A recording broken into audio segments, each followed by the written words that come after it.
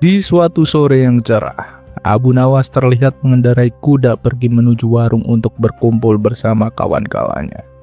Sesampainya di sana, warung tersebut terlihat ramai, tidak seperti biasanya. Di sebelah tempat duduk kawan-kawan Abu Nawas, ada beberapa anak muda yang juga sedang berkumpul. Abu Nawas pun menghampiri kawan-kawannya dan duduk bersama mereka. Sementara itu, sekumpulan anak muda di sebelah tampak asik mengobrol, diselingi canda dan tawa. Suara obrolan dan tawa mereka yang terdengar keras agak mengganggu Abu Nawas dan kawan-kawannya. Salah satu kawan Abu Nawas berkata, pemuda zaman sekarang, minim sopan santun. Sudah tahu banyak orang tua di sebelahnya, tapi suara mereka tidak direndahkan. Abu Nawas membalas, sudahlah, namanya juga anak muda. Kita sebagai orang tua harus lebih bijak dan arif. Yang lain menimpali, benar apa yang dikatakan Abu Nawas, orang tua memang lebih arif daripada anak muda. Sekumpulan anak muda di sebelahnya merasa tidak terima mendengar hal itu. Salah satu dari mereka berkata, kalian para orang tua memang lebih arif, tapi kami anak muda jauh lebih kuat dari kalian. Kawan-kawan Abu Nawas sependapat dengan ucapan si pemuda, tapi Abu Nawas berbeda pendapat. Ia sama sekali tidak setuju. Kata siapa? Menurutku tua atau muda sama saja tenaganya. Waktu masih muda sama saja, ketika sudah tua juga. Wahai Pak Tua, coba buktikan ucapanmu, kata salah satu pemuda. Baik, akan aku buktikan. Kau lihat kuda yang kunaiki? Waktu aku masih muda, aku tak kuat mengangkatnya. Dan sekarang, ketika sudah tua, aku masih juga tak kuat, jawab Abu Nawas. Kalau kau tak percaya, coba angkat kuda itu. Pasti tenagamu tidak kuat seperti aku, lanjut Abu Nawas. Mendengar itu spontan kawan-kawan Abu Nawas tertawa terpingkal-pingkal. Adapun si pemuda berlalu meninggalkan Abu Nawas dengan menahan rasa malu.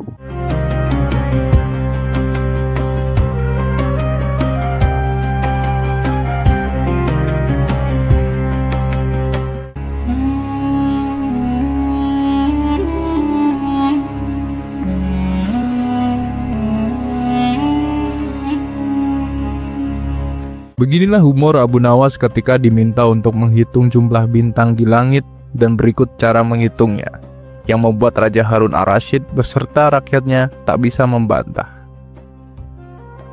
Pagi itu Raja Harun Ar-Rasyid sedang galau.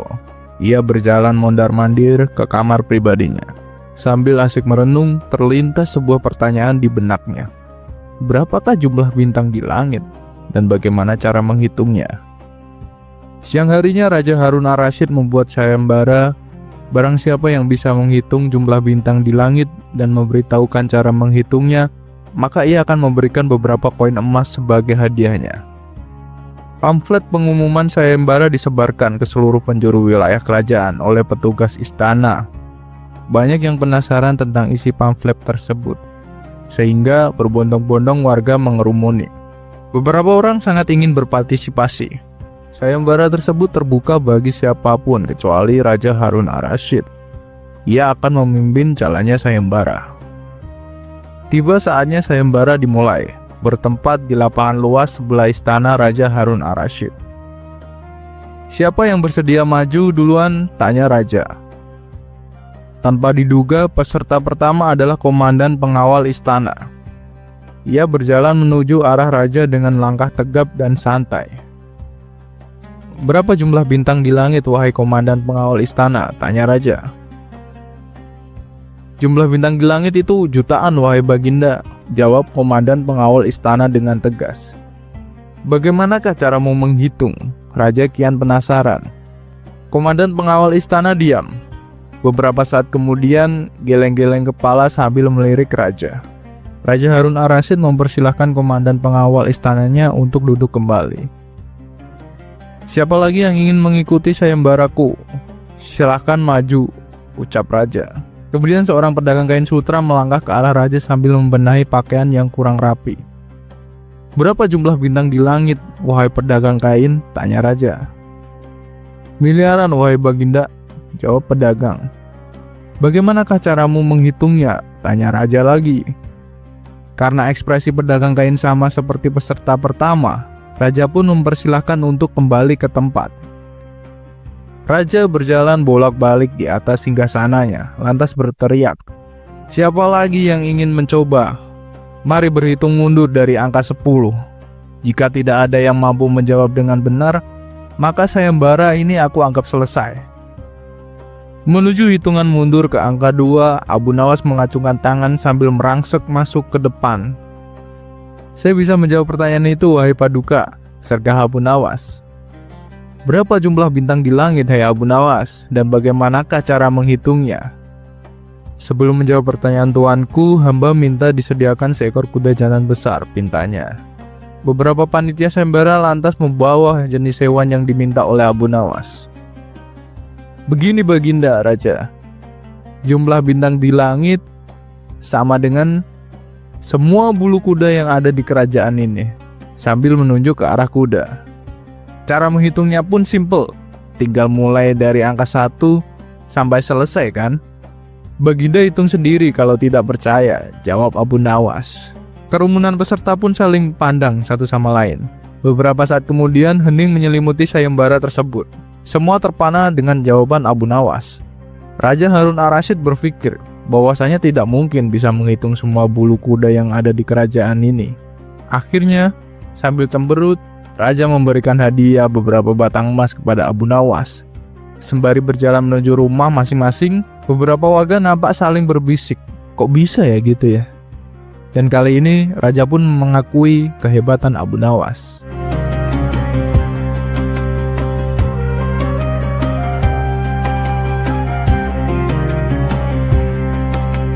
Cerita selanjutnya.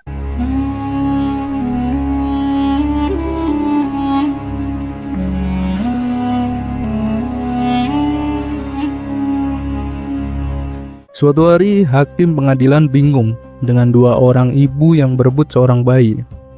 Kedua ibu tersebut sama-sama memiliki bukti yang kuat sebagai ibu kandung bayi tersebut, membuat hakim tidak bisa menentukan siapa yang sebenarnya berhak menjadi ibu kandung.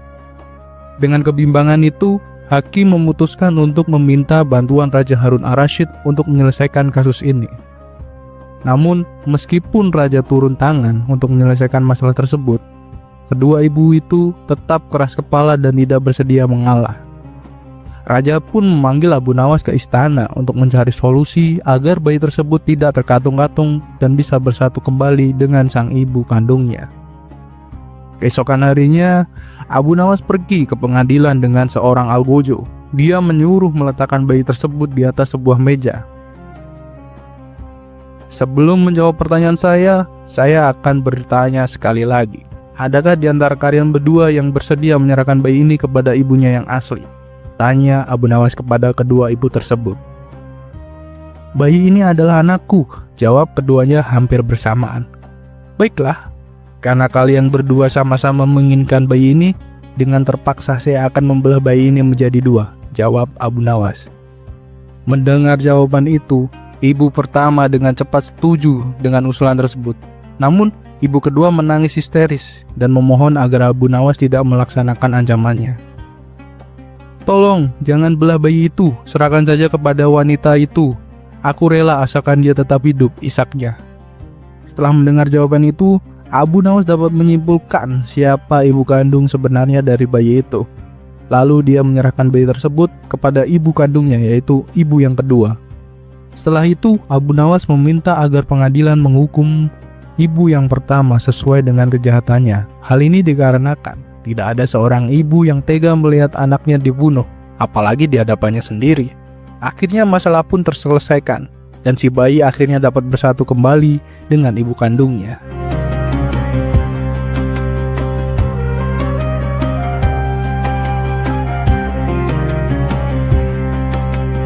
Cerita selanjutnya.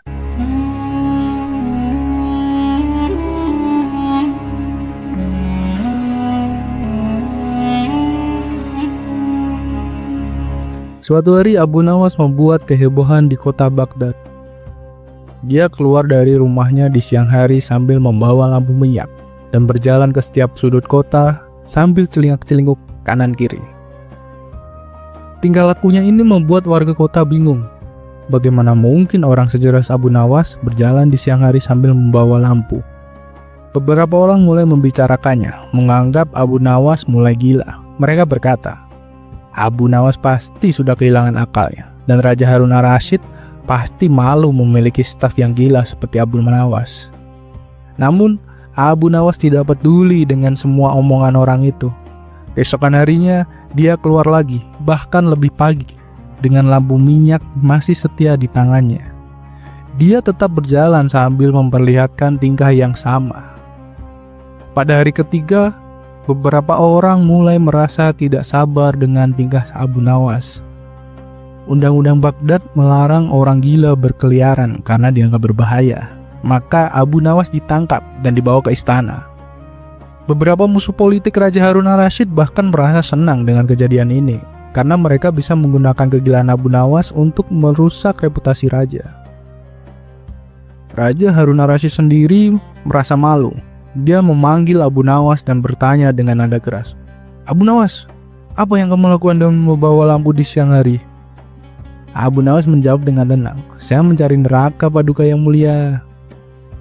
Raja Harun ar-Rasyid merasa semakin yakin bahwa Abu Nawas sudah gila. Namun, Abu Nawas tak gentar. Dia meminta agar semua orang yang menangkapnya dikumpulkan di depan istana. Setelah berkumpul, Abu Nawas berkata, wahai kalian yang mengaku waras, apakah kalian tidak menganggap orang lain yang berbeda pikiran dengan kalian sebagai munafik? Dan apakah kalian tidak mengatakan bahwa mereka sesat dan akan masuk neraka? Orang-orang itu menjawab, benar. Dengar itu, Abu Nawas bertanya kembali, jika saya munafik, sesat, dan akan masuk neraka, di manakah neraka itu? Dan siapakah yang memiliki neraka itu? Orang-orang mulai merasa kebingungan. Mereka menyadari bahwa mereka tidak memiliki hak untuk menentukan siapa yang masuk neraka. Raja Harun ar-Rasyid pun tertawa kecil mendengar kata-kata Abu Nawas. Dengan akal sehatnya, Abu Nawas menunjukkan bahwa menilai seseorang dan menyatakan mereka masuk neraka adalah tindakan yang kurang pantas.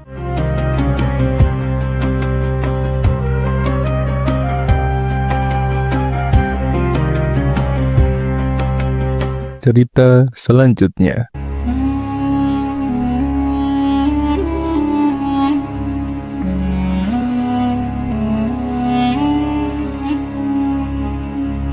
Al-Kisah, Abu Nawas memiliki usaha baru. Ia membuat berbagai macam perlengkapan dapur seperti wajan, periuk, dan sejenisnya. Namun dari usaha yang dijalankannya, ia hanya memperoleh sedikit keuntungan. Beda halnya dengan kawan-kawannya yang mengelola kebun sayuran, mereka justru memperoleh hasil yang berlimpah. Meski demikian, Abu Nawas tetap bersyukur atas rezeki yang ia dapatkan. Pada suatu hari, kawan-kawan Abu Nawas berkumpul di sebuah warung, tempat biasa mereka nongkrong bersama. Masing-masing dari mereka mulai menceritakan kesuksesan hasil perkebunannya, sementara Abu Nawas hanya menjadi pendengar setia. Lelaki pertama yang seorang petani timun berkata penuh semangat, "Hei kawan-kawan, selama ini aku menanam timun, ada satu pengalaman yang sangat menakjubkan." "Apa itu?" tanya yang lain penasaran. "Ketika waktunya panen, ada satu timun yang besarnya sepanjang ini," katanya sambil menentangkan tangan selebar mungkin. Lelaki kedua, petani wortel, tak mau kalah.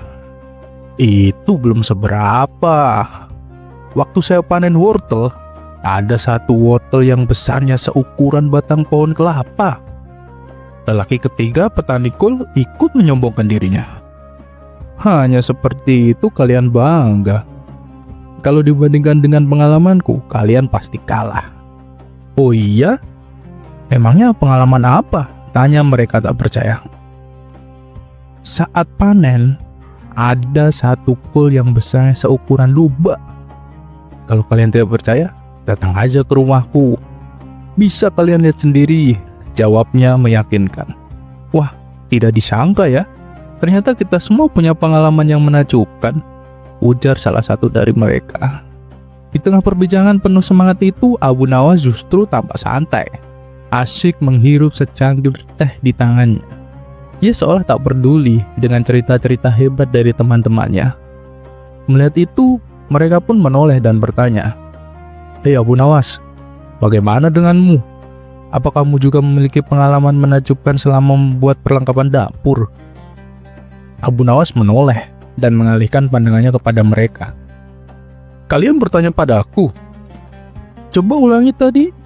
Aku kurang memperhatikannya," jawabnya santai. Mereka pun mengulangi pertanyaannya. "Selama kamu membuat peralatan dapur, pengalaman menakjubkan apa yang kamu alami?" Abu Nawas tersenyum dan menjawab, "Oh, soal itu. Aku pernah membuat wajan yang ukurannya sebesar rumah." Sontak mereka semua terkejut. "Emangnya ada orang yang minta dibuatkan wajan sebesar itu?" tanya mereka. "Tentu saja ada," jawab pendek Abu Nawas. "Kalau memang ada, lalu untuk apa wajan sebesar itu?" tanya mereka makin penasaran. "Ya, untuk memasak sayuran kalian yang ukurannya tidak masuk akal," jawab Abu Nawas sambil tersenyum lebar. Mendengar itu, mereka pun tertawa terpinggal-pinggal hingga tak bisa berkata apa-apa lagi.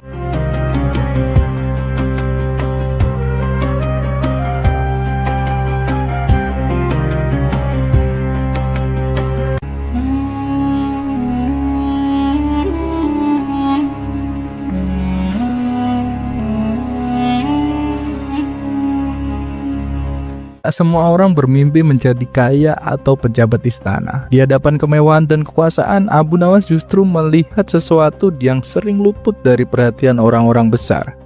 Dalam obrolan santai bersama Baginda Raja, satu pertanyaan sederhana merubah menjadi sindiran halus yang membuat sang raja tertawa, sekaligus tersadar. Begini kisah selengkapnya. Di sela-sela waktu senggangnya, Baginda Raja duduk santai bersama Abu Nawas. Ketika mereka sedang asik berbincang kesana kemari, terlintas di benak Baginda Raja sebuah pertanyaan yang selama ini membuatnya penasaran. "Abu Nawas, andai kau mau menjadi pejabat istana, hidupmu pasti akan kaya. Apa sih enaknya jadi orang miskin?" tanya Baginda Raja. Dengan enteng Abu Nawas menjawab, "Siap malam saya bisa tidur nyenyak Paduka, karena tidak takut kemalingan. Mana ada maling yang mau mencuri di rumah orang miskin." Jawaban spontan itu membuat Baginda Raja tertawa lepas. "Sekarang gantian saya yang bertanya Paduka. Apa sih enaknya jadi orang kaya?" tanya Abu Nawas. "Tentu saja banyak Abu Nawas. Apapun yang kau inginkan pasti bisa terbeli. Bisa menyuruh orang miskin melakukan sesuatu untuk dikerjakan," jawab Baginda Raja. "Kalau begitu," lanjut Baginda Raja, "apa tak enaknya menjadi orang miskin, wahai Abu Nawas?" "Banyak Paduka. Orang miskin seperti saya ini seringkali keinginannya tidak kesampaian dan jarang sekali makan hidangan yang enak-enak," jawab Abu Nawas jujur. "Oh, begitu ya. Lalu menurutmu, apakah ada orang yang lebih buruk daripada hidup sebagai orang miskin?" tanya Baginda Raja lagi. "Tentu saja ada Paduka," jawab Abu Nawas dengan tenang, "yaitu hidup sebagai temannya orang miskin. Orang seperti itu tidak punya perasaan karena suka menyuruh seenaknya." Menyadari bahwa perkataan Abu Nawas itu menyindir dirinya, Baginda Raja justru tertawa terpinggal-pinggal. "Kurang ajar kamu Abu Nawas," seloroh Baginda Raja sambil terus tertawa.